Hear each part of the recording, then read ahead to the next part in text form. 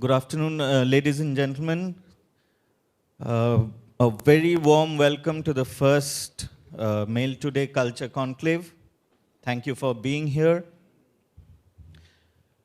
The subject of this session is the new nationalism and culture.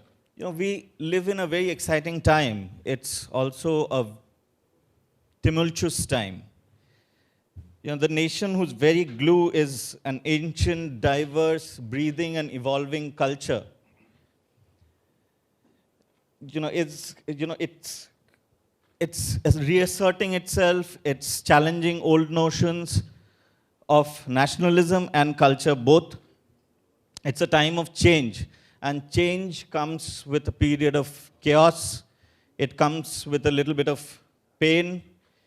It also comes with a clash of ideas. To discuss how this nationalism is shaping culture, whether it is for good or bad, the crucial safeguards that we need, and lessons from our mistakes in the past. We have a very eminent panel here. They've just been introduced and they need no further introduction. I'll just go straight to the questions. I'll throw up questions and take the questions around the table. It's a largely flexible format. And after that, we can have some questions from the audience. My first question is to Professor Paranjape.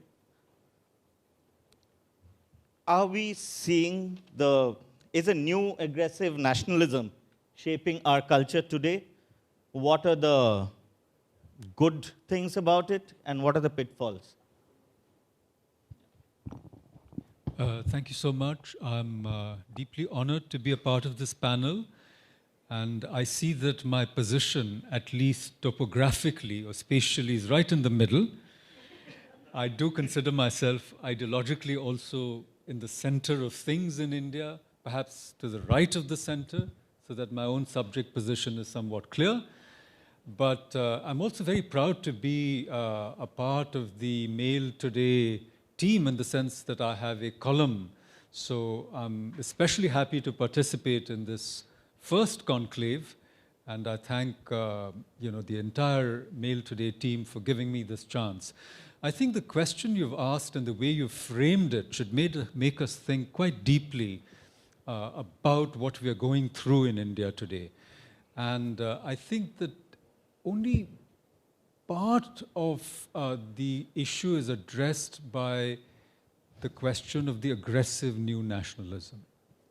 In other words, that the churn that we're going through is a civilizational reorienting of India back to our moorings from what I would call a kind of secularist interlude, for lack of better words, which may also be a kind of Gutenberg interlude, because we're a kind of civilization which has gone from being pre-literate almost to the post-literate, now very digitally active too.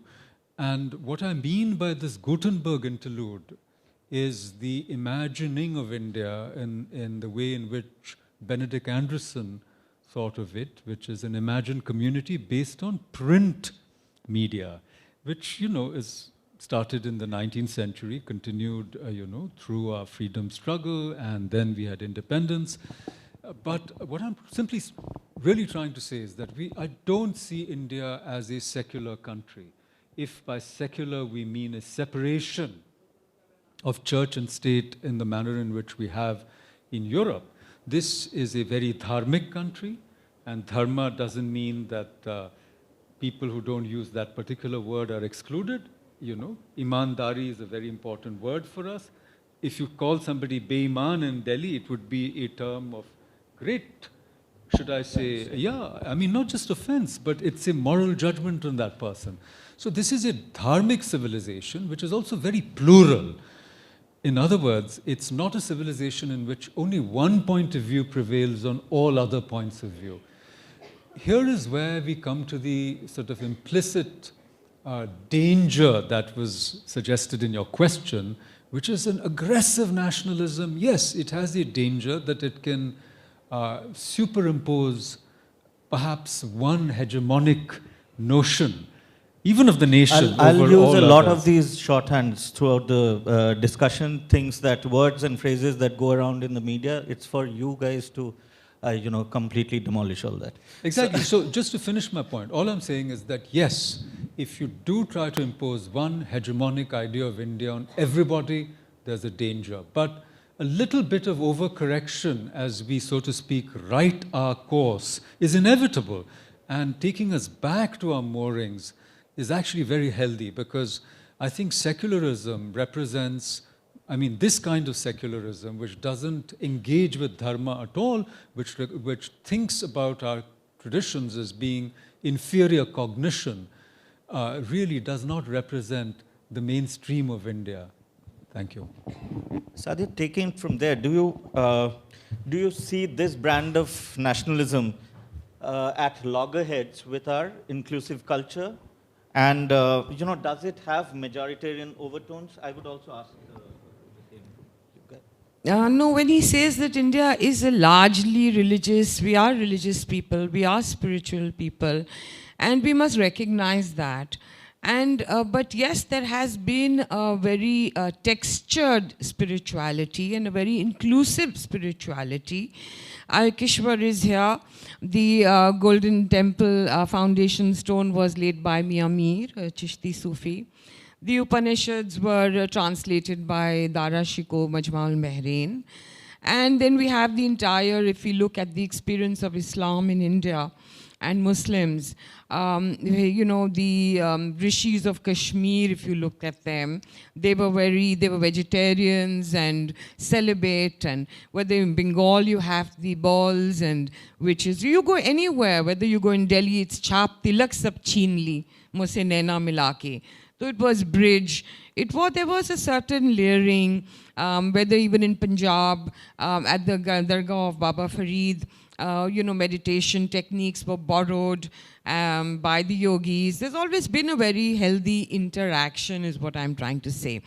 And so, yes, today it is I would say it's a huge challenge to keep that texture.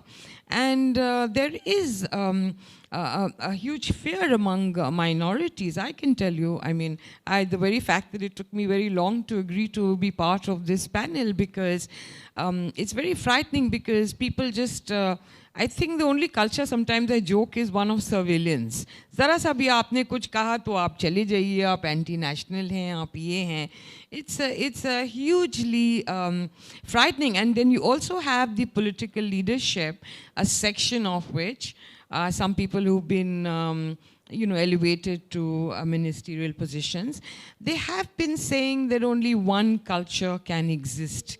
And they've said this openly, कि यहाँ पे दो संस्कृतियों नहीं एक साथ जी सकती हैं.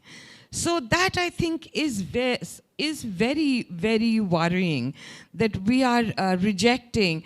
I think Islam is like, I always say, it's like a clear water spring, and which takes on the colors of the lands that it flows through. Yes, we are also seeing a wave of radicalism, that I'm not, but I think any form of radicalism has to be rejected. But the essential experience of the Indian Muslim has been very Indian.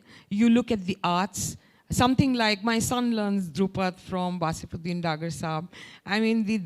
The whole tradition of Drupad has been safeguarded and survived by a Muslim family. It's a Vedic tradition.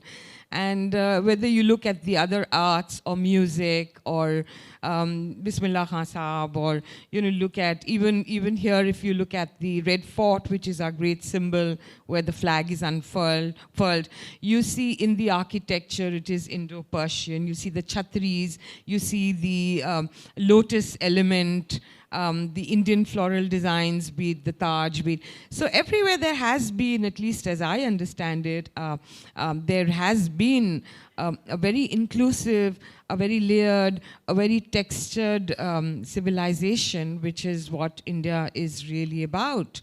And I think today it's a challenge to keep those textures. That's what I would like to say.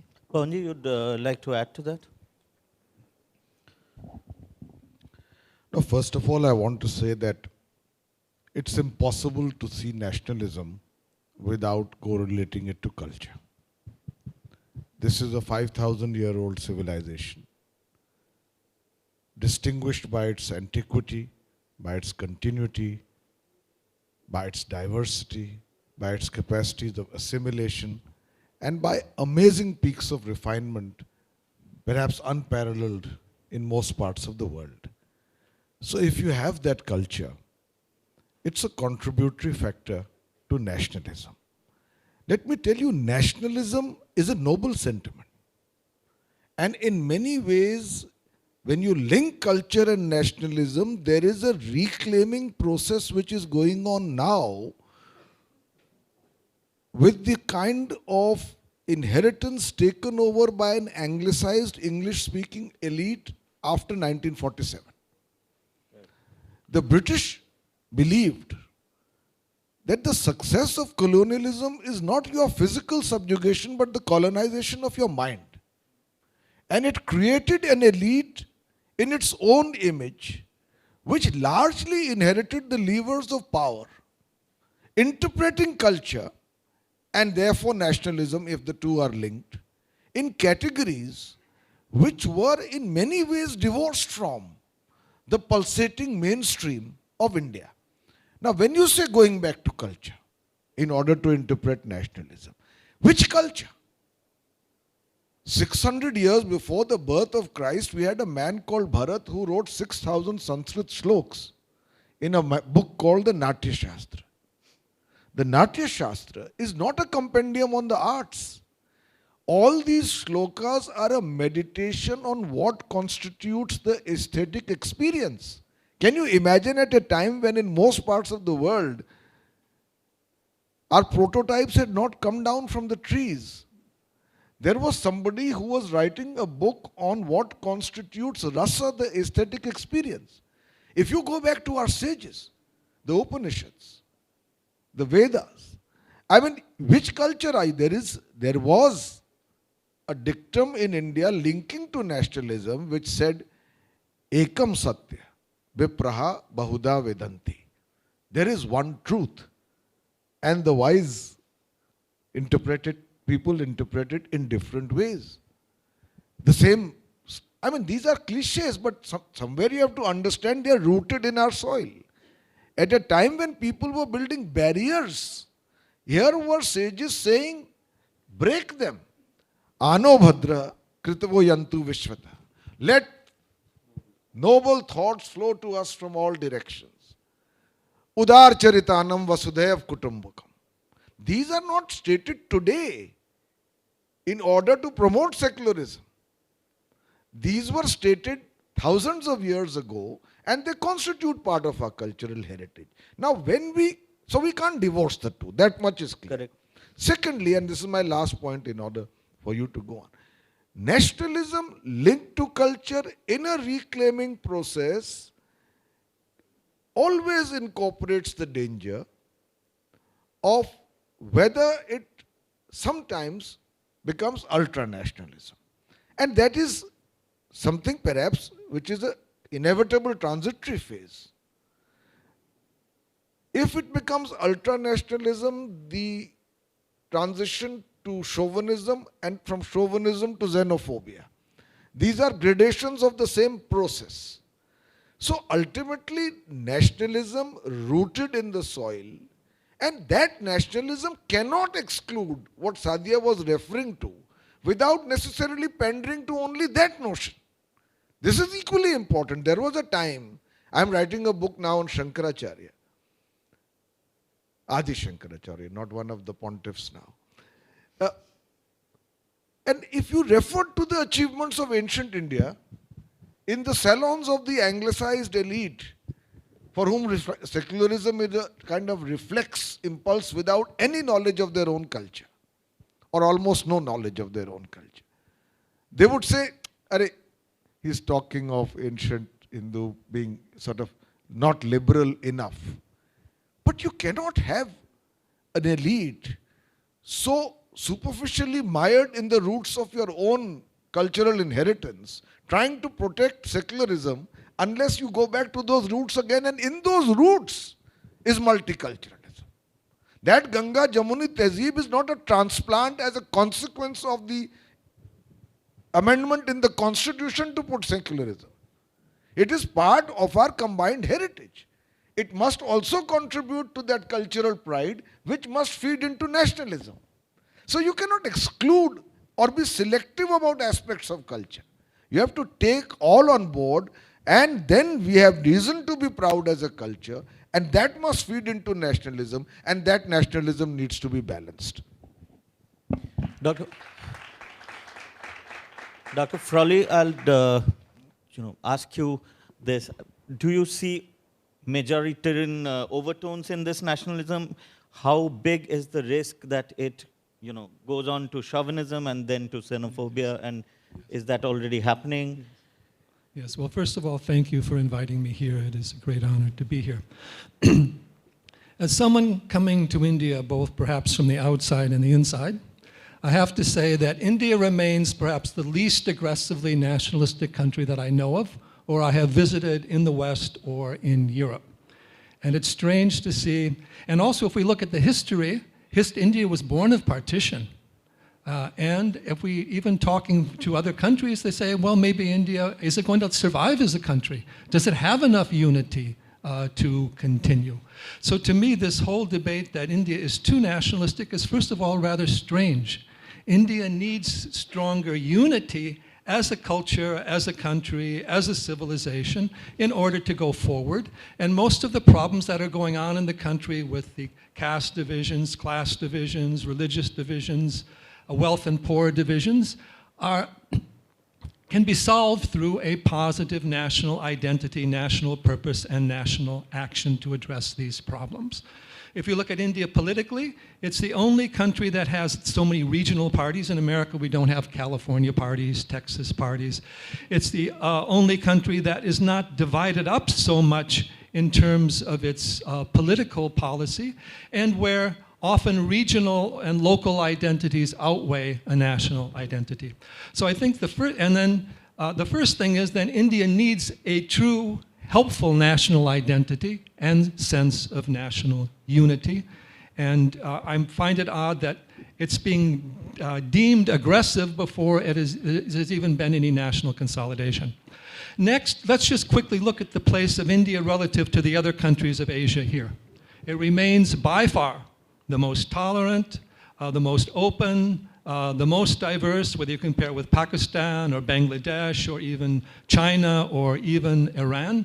There's obviously something in this civilization that is different, that is more open, that is more powerful and transformational than in the other countries around India, which are struggling against true majoritarian problems, and which are also even exporting these problems to India. And India may have, there's a certain majority in India, but India is a minority culture throughout the world. And there's also, India's minorities are also connected to majoritarian cultures throughout the world as well. So we also need to put this in a global context. India also is unique among nations is that it had an enduring identity as Bharat, going back thousands of years, where a national identity was born of European nation states in the 19th century that led to massive wars like World War I and World War II. And modern India, there was an attempt to reduce India's identity to a modern national state invented in 1947, which is certainly not correct. India, even as the Constitution says, is Bharat. So there is now a reclaiming of that greater tradition. Indian textbooks really don't teach the history of India, and certainly not from an Indian perspective. Indian education was taken over by essentially Marxists whose minds resided outside the country and had extra-national agendas that didn't want to see national consolidation. And there have been these foreign influences on India to divide it up, to keep it apart. So India needs a healthy national identity that honors its traditions, all of its traditions, but also going back to the most ancient period and recognizing the ancient flow of energy. India survived because it's been able to renew itself in every generation through open ideas, but not losing track of a fundamental dharma. India is a great civilization. We in the rest of the world want India's civilization to grow, prosper, and flourish, and be of great benefit from the world, because India's wisdom, India's art and culture is of great value to everyone. It is under siege even in India, even with this talk of nationalism. The Indian culture, the foreign influences, the commercialism, all these things has been pulling it down. It is our hope that India's great civilization prevails with a sense of positive unity that respects the traditions of the country, as well as having a futuristic global vision.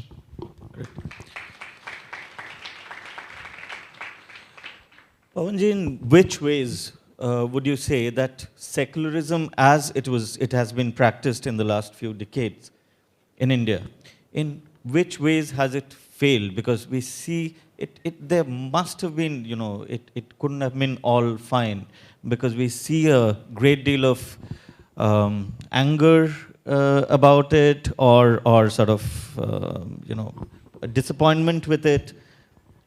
How would you, say it has fared? I would like to interpret secularism, or the spirit behind secularism. Secularism has actually become a four-letter word. So let's use some other word for it. But I would like to see, since you have used that word, secularism as the means by which people of different religions and communities can live together in a multicultural, plural, composite, and tolerant society.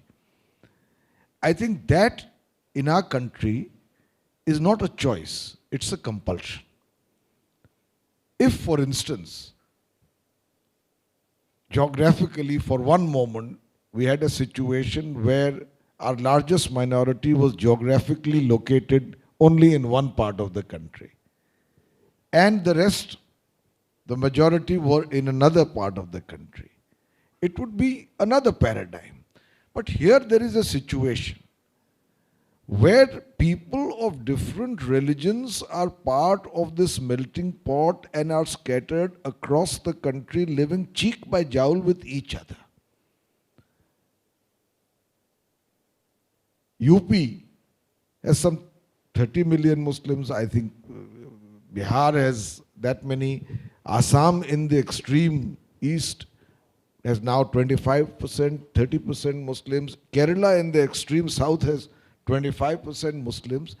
They are part of the reason why, even if you take the Christians, Abhijit, just even though they are just 2% of our entire population, in a combined manner, they are greater than the entire population of Hungary and Greece put together. Just Christians. So this is your nation. You need to live together in accordance with the civilized tenets of your own inheritance.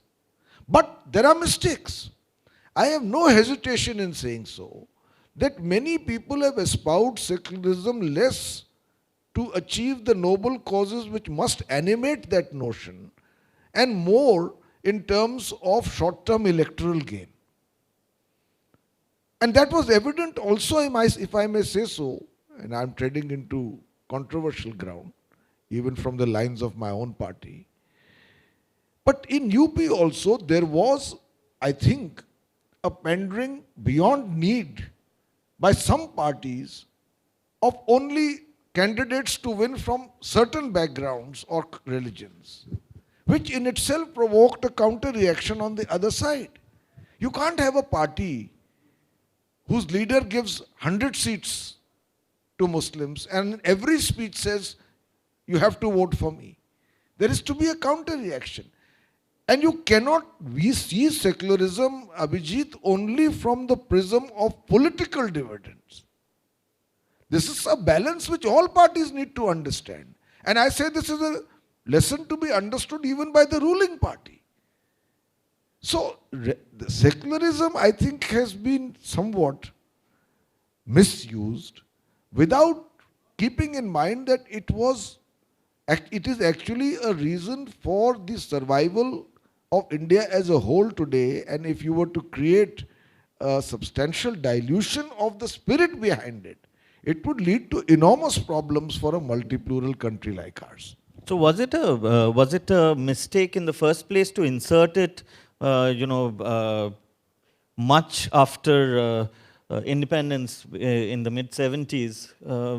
The original authors of the Constitution would have thought about it, right? You see, whether you insert it in the Constitution or not. And you have lent itself to misuse. There are maybe admirers or not, but Jawaharlal Nehru, in his first letter to the chief ministers after India became independent, said that to live together for Indians of different religions is not a choice, it's a compulsion. It's something you can see in the library book. So you put it in the Constitution, and I'm reminded of a couplet of Faiz, I think, which says, Dil se to har muamla karke chale the saaf hum. Dil se to har muamla karke chale the saaf hum. Kehne mein unke samne baat badal gayi. So, I mean, you put it in, and perhaps for the right intentions, but in interpreting it, I mean, I have known scenarios, and Sadia, you will agree with me, where there have been parties who have been voted largely on account of the use of Muslims as a vote bank. Today, out of 545 seats in the parliament, at least roughly 1/5 are determined by how the Muslims vote. And parties use that. And having come to power, they did nothing really or not significant enough for the very people whom they first used to get into power. They are still languishing. In fact, there was a tokenistic appeasement or substantive appeasement merely in order to reinforce and retain that vote bank, instead of working on the ground to improve the condition of those who are less possessed or marginalized of all hues. In Bihar, we have the extremely backwards, we have the Mahadalits. You also have the fact that the minorities happen to be, and for reasons about which changes need to come within the minorities themselves. It's this kind of siege mentality cannot hold, but one extreme fosters another extreme, and people go back into their shells again. So there are things that we need to ponder about as India evolves, and I think that is one of them. Yeah, sure. Sorry, you want to go first? Hello, yeah. No, I just want to say that I value your concerns, and I do agree with you that the Muslims have really, it is tokenism that has led to this sense of appeasement, whereas you see that on the social index and development index and education, the Muslims are really lagging behind.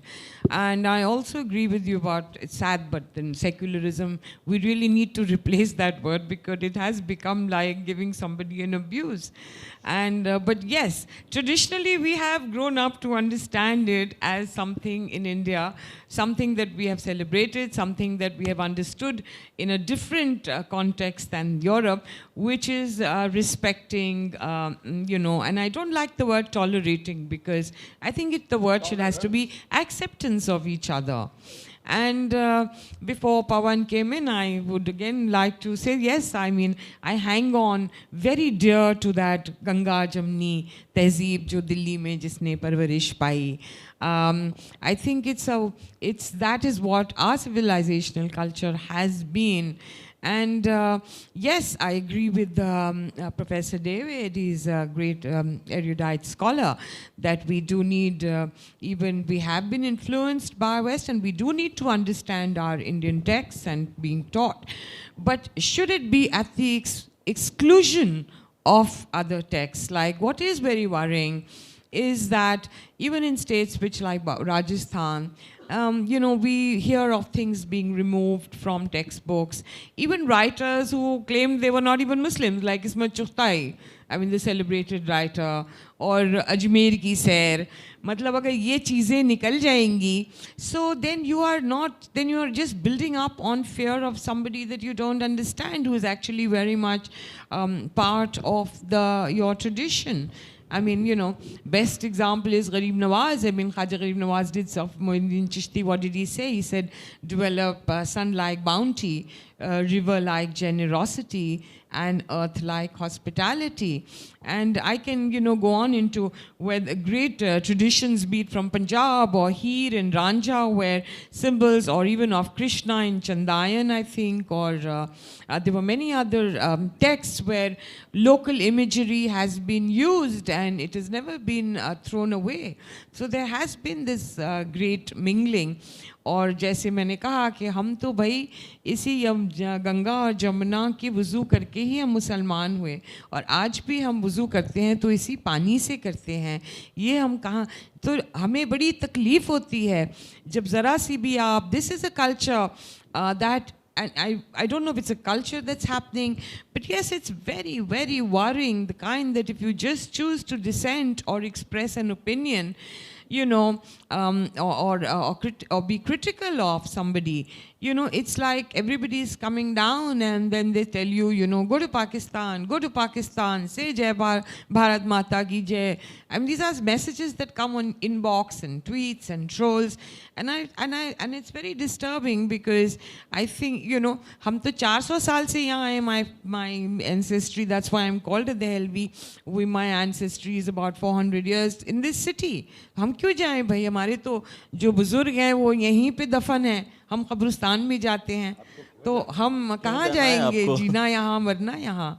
So it's very disturbing when people who actually, for me, who have come from outside, they're the ones who've come from, you know, after partition, the Punjabis came to Delhi, and then the Bengalis came, and the South Indian came, and Delhi has always had a spirit of welcoming everybody, and, you know, and... Makarand has a point here, I think. So they have, Delhi has always welcomed people, मगर हम तो भैया, हम तो अपने आप को original Delhi वाले कहते हैं, तो हमें कहाँ भेज रहे हो, हम कहाँ जाएं? You see, I just wanted to come in here on two counts, because you brought in something about the Constitution. You know, in that same amendment in 1976, during the emergency, the late Prime Minister Indira Gandhi also introduced socialism. Now, who swears by socialism in India today? Or there are champagne socialists, that's another matter. I live in JNU, it's full of such people. But secularism was also something like that. It was, see, if you create vote banks with Muslims and divisive politics, that was called secularism. If you appeal to a large section of Hindus and there's Hindu consolidation, then you were called communal. So to me, secularism itself became a form of communalism, because secularism means you treat everybody equally, which we never did. We always favored certain groups, appeased them, there were Hajj subsidies and so forth. And coming back to what Sadia ji was saying, while I'm deeply sympathetic with that sense of insecurity, there were, you know, so many Kashmiri Hindus who were driven out. How many thousands of years were they a part of that society? And I think in her narrative there is some sort of amnesia. You know, the incredible violence of the Muslim invasions is something, somehow it's not polite to talk about, but it is a fact. And these facts have not been put into our history books, with the result that we have created a false consciousness in India of what this Ganga Jamni Tehzeeb really is. Because if you look at Pakistan, what's happened to the Hindus in Pakistan, look at the statistics at the partition and look at them today. They're less than 2%. So there is a tendency to paper over certain extremely uncomfortable aspects of our own history. And even the song that she mentioned, Chhap Tilak Sab Chheen Li Mose Naina Milake, that's a conversion song. But luckily, wo Naina Milake Dharmantaran ho raha hai. That's okay. But... Please, it's, no, I'm just saying, Chhap Tilak Sab Chheen Li. Suppose I'm wearing a bindi, I'm a Vaishnavite. I look at my master, my Piro Murshid, and I forget who I am, which is wonderful. I mean, I'm all for that ecstatic devotionalism. I myself enjoy the music, I go to the dargahs, I believe I'm a follower of the Chishti Silsila in my own way. I believe in this. That's not the point. The point is something much deeper. Many Sufi orders were very violent. They were in cahoots. Yeah, there were so many. So I think we are painting a picture of inclusion which doesn't exist. That the violence, the tremendous desecration of monuments and temples, and you might even use the word genocides of medieval India are, and unless, my point is not to write or create revenge feelings or histories, not at all, but we need a Truth and Reconciliation Commission in India, so to speak, or a movement, without admitting, and why don't great people like Sadia say, look, there were terrible things in this history. The jizya was imposed. There was so much violence done. Why don't we say we are sorry for that? It shouldn't have happened. The Bamia Buddhas were destroyed. We are sorry. They shouldn't be destroyed. Every idol in India has a nose broken. No, so let me just finish. I'll just finish my point. I didn't interrupt you. And I don't want to make this too political, because I care for these things as much as you do. I mean, I care for my only point is that there is no acknowledgement. We are living in a state where we don't see the terrible conflicts that were created and caused, and the domination, and you're talking about the loss of Delhi for the Muslims. Yes, Delhi was a Muslim city. But Makarand, there's a very, very... But just to finish, I'll just finish my point. It's a slippery slope, because exactly. Either you live in amnesia or you sort of tend to, get fixated on... Can I just say something? On the past. So where do we sort of live? You don't live in amnesia, though the fine art of forgetting is something Hindus know, whereas other communities, like the Jewish communities, they never let you forget. So, and the slippery slope where you lead to revenge, you want, khoon ka badla khoon, but as Gandhiji said, an eye for an eye will leave the world blind. I'm for a genuine healing. I'm for, a remedial hermeneutics, where you don't resort to these, these sleights of hand. The trouble with secularist elites in India is they thought that Indians were naive. Like they were children, like the British imperialists thought. They infantilized the common Indian and said, "Hum history is tarah likhenge." In fact, India, the common people are possibly more tolerant. And I think if you told them the truth, they would understand, because power is vicious everywhere in the world. And I think there are enough ways of healing, but not through lies, not through these fake narratives, which today nobody wants to buy. Dr. Frawley, you want a short intervention? After that, Pavanji wants to say something. Yeah, a couple of things. One, we cannot isolate India and its nationalism apart from what's going on in the rest of the world today.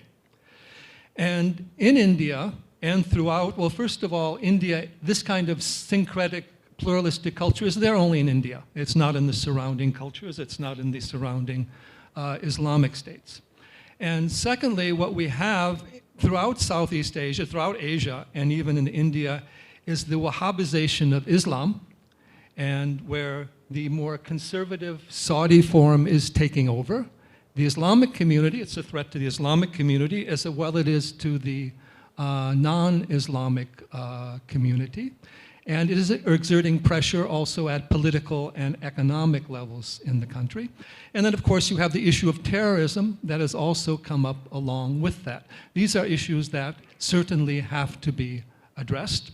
And there needs to be a recognition that what is saving India from becoming Syria, Iran, Pakistan, is a certain nature of the Indic civilization, which we don't find so much in the Western world, which is its greater spiritual, yogic, dharmic ethos.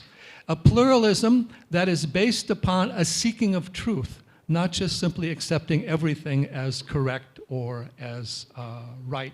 So what we see in India today is not just the rising of a negative nationalism, but it's also a certain self-defense that is occurring. India doesn't need to become another Pakistan. Bengal doesn't need to become another Pakistan. And these are very real threats and fears that have to be addressed, and to some extent are being addressed at political levels. You wanted to... Just a point to contextualize without contradicting Makarand. You see, there is no doubt that the Muslims came to India as conquerors and proselytizers. But there is little to be gained by revisiting history in order to create divisions in society today. Let's accept that.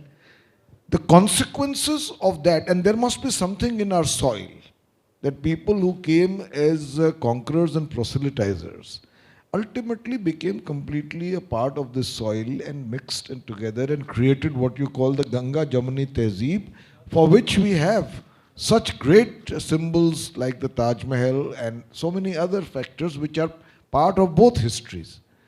But when people over-romanticize that initial encounter, when William Dalrymple seems to almost show it that they came and we immediately gave them biryani and they gave us khichdi and kachori and we sat down together and built this Ganga Jamuni Tehzeeb. It didn't happen like that. Thousands of temples were destroyed. And from the rubble, the first masjid was built. I mean, when I was writing a book on Delhi, Abhijit, I went to Qutub Minar. And Sadia, this is not because we want to revisit history, but let's accept it and go beyond it. I think that is important, but let's not gloss over it. In the outer perimeter of the Quwwatul Islam Mosque, and I was there with the Archaeological Survey of India, in the mosque, there is a stone slab which is that of an erotic sculpture taken as it is, almost with its face mutilated and breasts mutilated, and put there because they were in such a hurry to build that masjid soon after Muhammad Ghori conquered Delhi. So there is no doubt about that past, and you can't gloss over it. I am just saying there is no purpose left to revisit it to create new divisions and acrimony today. That's, I think, my point. Well, a lot I of just them want to were... add a footnote. I want to add a footnote to that, lest we lose the point. Yeah, okay. Okay, but you go ahead. Yeah, Because I you think she's spoke been first waiting last to make a time. quick I mean, point. I just want to add a These were footnote. very barbaric times, and yes, of course, there have been invasions, there have been destructions of temple. Nobody is denying that, and I've seen the Quwwatul Islam mosque myself, and it's sad to see that. I mean, I am not saying that that was a great thing, and yet, I think it was, the kings and in the. If you look at history, I don't think they really discriminated as to, they were just cruel with whole populations. I mean, it was not like they excluded the Muslims and, just not, I mean, you look at history, I think throughout the Delhi Sultanate, there were a lot of excesses that were committed with the local civilized, out of, I'm sure, which Muslims were part of. But in any case, like I said, I don't know what we are really going to benefit, like Pavan said, that are we going to debate, because even if what you are saying and you are saying are true, I'm not a historian, so I'm not contesting, the academic, but are we going to talk about that or emphasize the need to build together? Because the fact is that if you're going to exclude 18 to 20, but 15 to 18% of Muslims. It's not that the Muslim community is going to suffer, they will suffer. But I think India will suffer as a whole because they are very much part of that country, Correct. that nation. So, I really believe if America is, Mr. Trump is going to ban immigration and whatever, I think in the long run it is America that will suffer.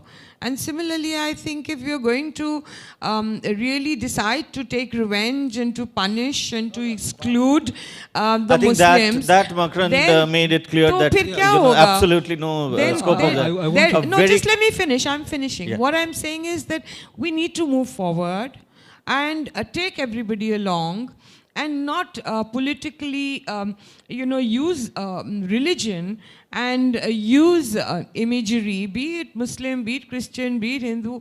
I mean, let us accept each other and live as it is a modern age. We should not be, we should not be identified like, when I was growing up, I was not so conscious that I'm Muslim or I'm the only Muslim in school or in boarding school. It was not the identity that I had. And similarly, I think we need these boundaries, these borders need to blur. And, we have to move ahead. We have to grow together.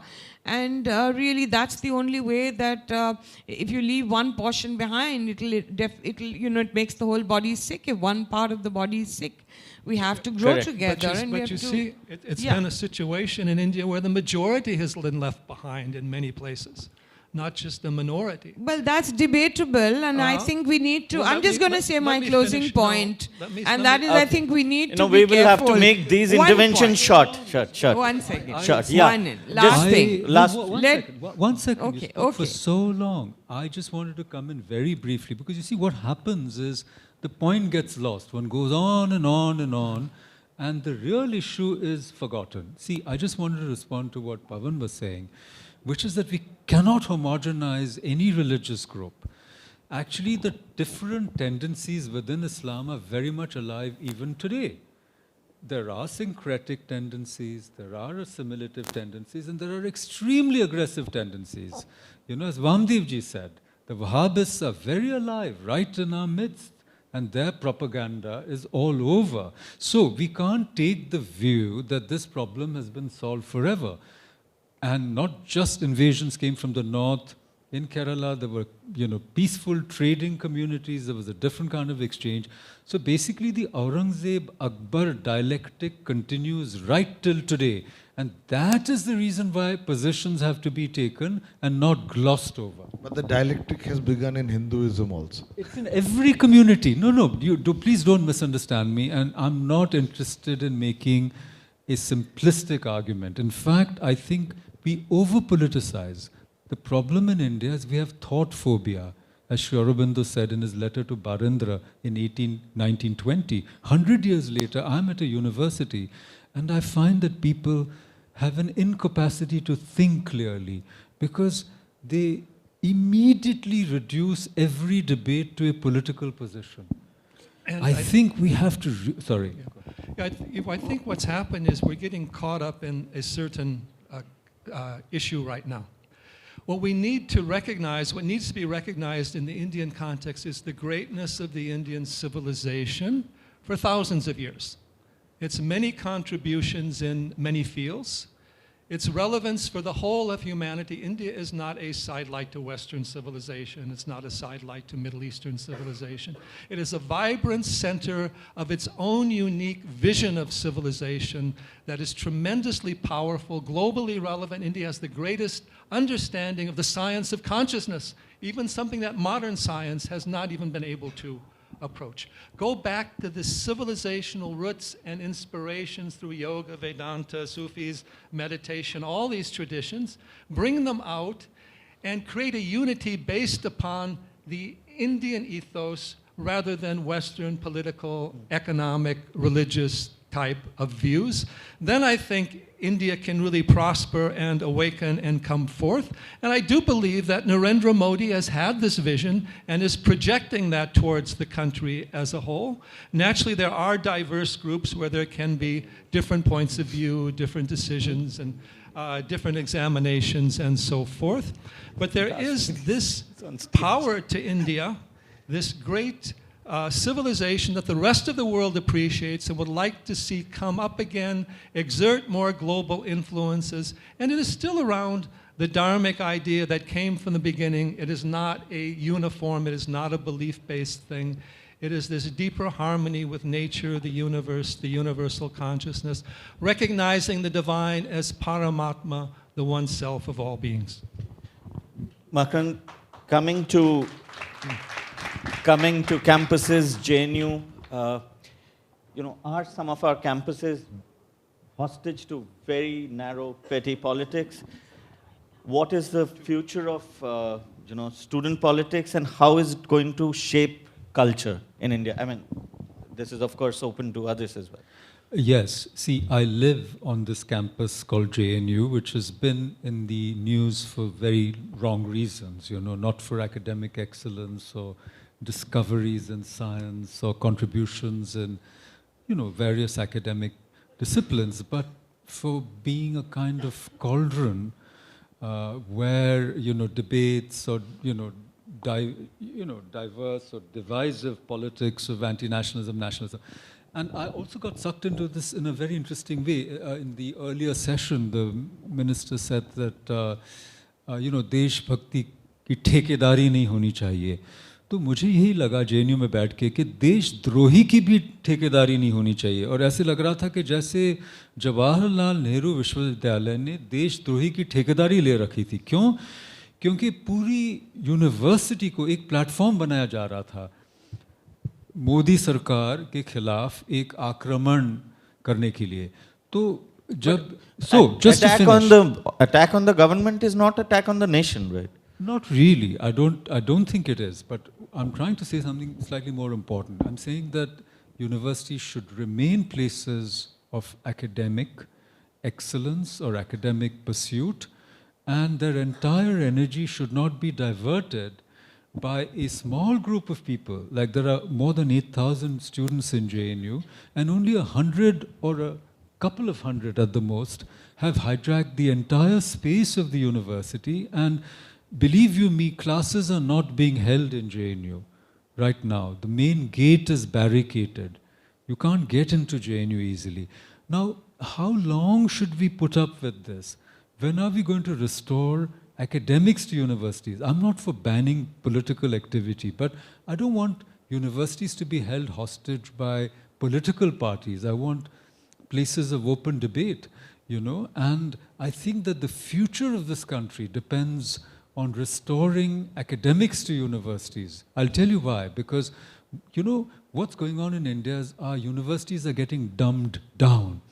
And IITs, IIMs, or some elite institutions, some of us here have studied at St. Stephen's, there was union society. There was no real union. The parties didn't come in. Now, so humanities and social sciences are being reduced to dens of divisive politics, with the result that entire generations are graduating without a capacity to think or teach the subject which they've gone to universities to study, with the result that there is not only a brain drain, but billions of dollars are spent by middle classes to send their children abroad, and private universities are coming up. So it's like, destroying a government airline so that private airlines can come up. The best Indian universities are being dumbed down, reduced to these political arenas, with the result that the teachers who are being produced, the future teachers of India, do not know their disciplines and subjects, and this is a matter of great alarm. Only a quick intervention. I must say that on this, while I agree with the fact that universities need to perform better, I don't believe the answer is to sanitize universities from the kind of freedom of debate that they need to have. I'm not talking of sedition, that the law will take place, not self-anointed judges. Anti-nationalism, there is a the law can take place, not lumpen elements who gather to pronounce judgment. But universities are places where you don't have to endorse the current government in power. In Delhi University and in St. Stephen's, the fact that we didn't have unions didn't make it a better college. It just made it a more elitist citadel. We need to have debate. We need to have differences of opinion. I think that best reflects the dialogic civilization from which we came. I just want to give you one example. Shankaracharya goes around the country arguing with his opponents in Shastrarth, in discussion. Not by saying you cannot hold an opinion. That is wrong. And you say that you reduce universities to a non-indistinguishable monolith in order to promote academics. I'm reminded कि अब तो घबरा के ये कहते हैं कि मर जाएंगे, मर के भी न मिला चैन तो किधर जाएंगे. What kind of university is it where you don't ask questions? Where you don't have the ability to interrogate, to corrosively interrogate? I think that that aspect at least we should not encourage in the name of creating political uniformity, which has not been our tradition at all.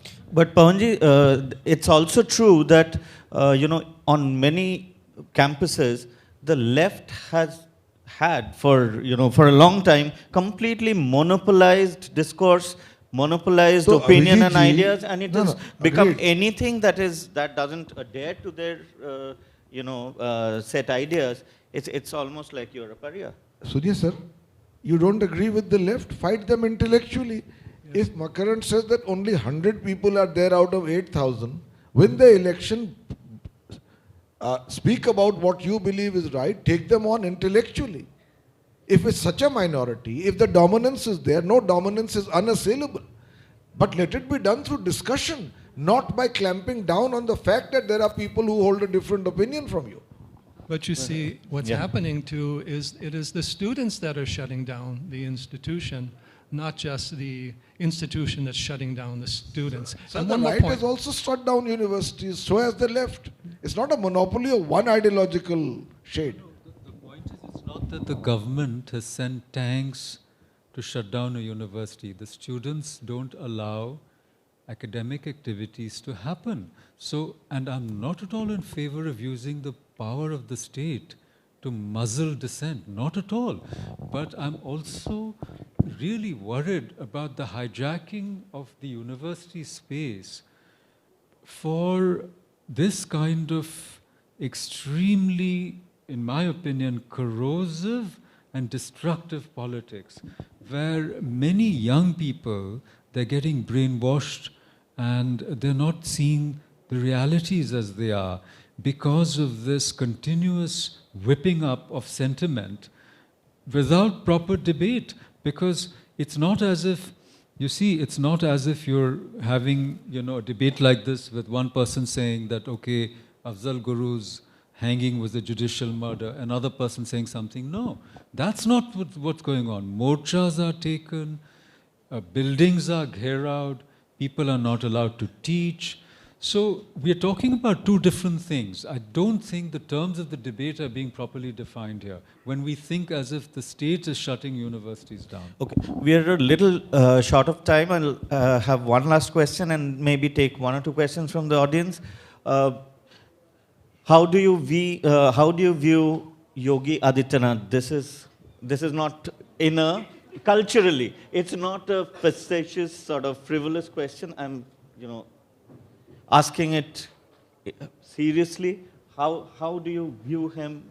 He is now the CM of India's most populous state, and how do you view him? I've said this publicly on television and elsewhere, and if you want, I'll repeat it. I believe that one possibility is to judge him only by the prism of his past utterances. But now that he's in a position of power, I would wait to judge him by his performance before I pass a judgment on a daily basis. And that is precisely what Nitish Kumar and I have said publicly. We will see. In 6 months' time, we will take stock. Okay. Sadia? Well, what can I say? I just, I guess one would rather keep quiet because people are getting into serious trouble while commenting, and I hope that, what can I say? जी? नहीं, मतलब यही बात है जो उनकी कुछ बातें हैं और जो उनके सपोर्टर्स कह रहे थे और जो इलेक्शन में जो नारे लगाए थे, yes, they are deeply worrisome, and I do hope that we don't see that kind of divisiveness in under him that one is scared of. Yes.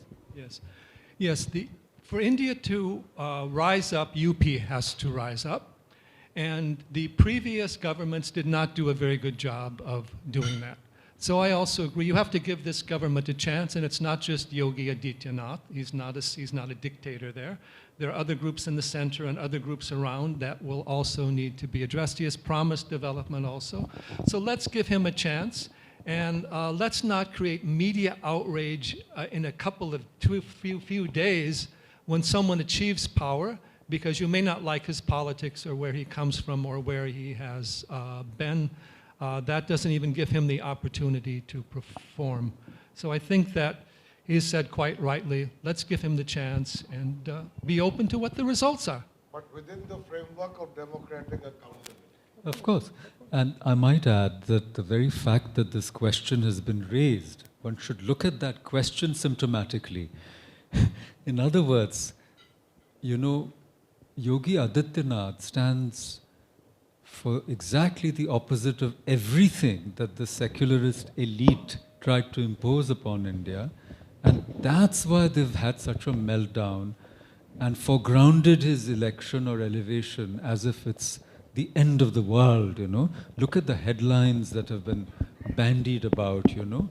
So I think it's a mirror to ourselves, our panic, you know, our sense of discomfiture. By our, I mean all these elite groups, you know, and how the things that we dictate in the name of secularism, democracy, are not being bought by the people of India, makes us irrelevant in the national discourse. And that makes us so upset and insecure. So we have to read it like that. And as to other things, yes, he will be judged, like every politician in India is judged, on performance. And what I think here, performance doesn't merely mean, you know, the normal parameters of governance, but really what he can do to develop UP. 200 million people, if it were a country, it would be the 6th largest in the world. And I think that the brokers of backwardness have kept UP the way it is so that they could keep exploiting people, dividing them, saying the pie is limited, you can only get your share by, you know, दूसरों से छीन के मिलेगा, तब भी आपको मिलेगा. And problem है इस debate में मेरे दोस्त का और Frawley साहब का कि they are predisposed to believe that only some people can provide the panacea. This is a democracy, sir. I'm not saying that. Let's not. No, please. No judging. What I'm Well, saying. democracy can sometimes become he the mentioned oppression Narendra of the Modi, and you are minority, saying and that- we need to be I get- careful of that. No. Without All I'm Professor saying is that there are two different It could views. become the oppression of One the view is majority. the pie can be expanded. That's where I'm saying that it's about performance means, exactly, let's see if the GDP of UP goes up. Let us see if education, law and order gets better. law and order, education, exactly, all of these. So all I'm saying is that the development of India needs the development of the so-called Bimaru states, which include Bihar. And one reason that Nitish Kumar has been re-elected is because he has a clean image as somebody who delivers. But with the coalition with Lalu, from what I have heard... Okay, we are getting into So, I mean, completely he can say it, I different- can't. He's a politician, I'm not. I'm just an academic. I haven't joined any party. I'm not affiliated. I must say, for an academic, you've made the maximum political judgments. And having made those judgments, said that in JNU there should be no further deviation from the established line No. of the ruling party. Some people have all the luck. Some people have all the luck. Some people have to Okay. join. So, Well, I can only say my closing comment that I hope that the minorities are taken along in India's growth story, and we are really hopeful of that. And you know, I think minorities culture in does- Kashmir, does, Hindu minorities in Kashmir, At this point- Hindu minorities in the northeast, everywhere, Hindu everywhere, minorities of in course. certain districts of Bengal and Kerala should Absolutely, also be yeah. taken along. And also- Absolutely. Also, you have to recognize that the majority also has rights. The majority may represent various minorities and various vested interests. It's not a question of majority versus minority, but of raising the country up as a whole, and in this case, India as a whole. It's not France, it's not Russia, it's not Iran. It has its unique culture, civilization, spiritual ethos, yoga shakti, and so on. This is what will raise the country bringing out that. And therefore, sir, in our civilization, as you yourself have so wisely interpreted it, there's no room for hatred. Absolutely. Certainly. But at the same time, One there has quick to be a question. recognition of truth. One quick question from the audience. We have overshot time.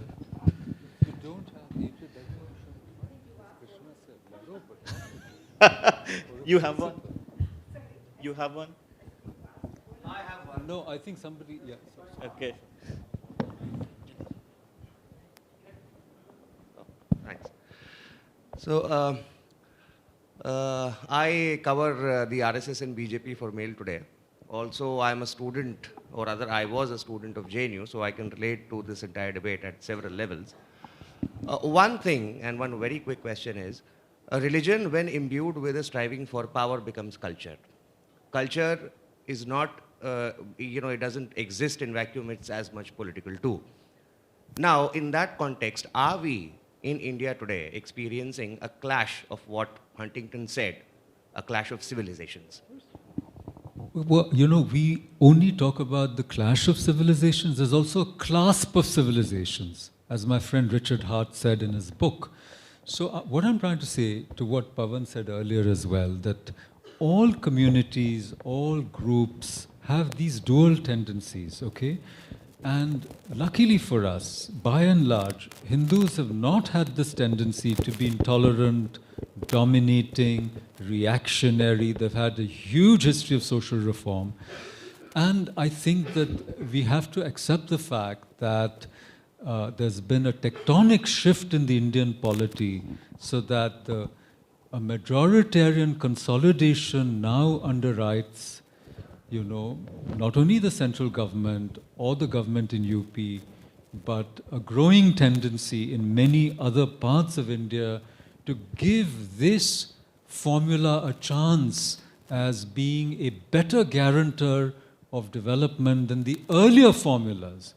And that's all one is saying. Let us recognize this. Let us not necessarily cry wolf or demonize it.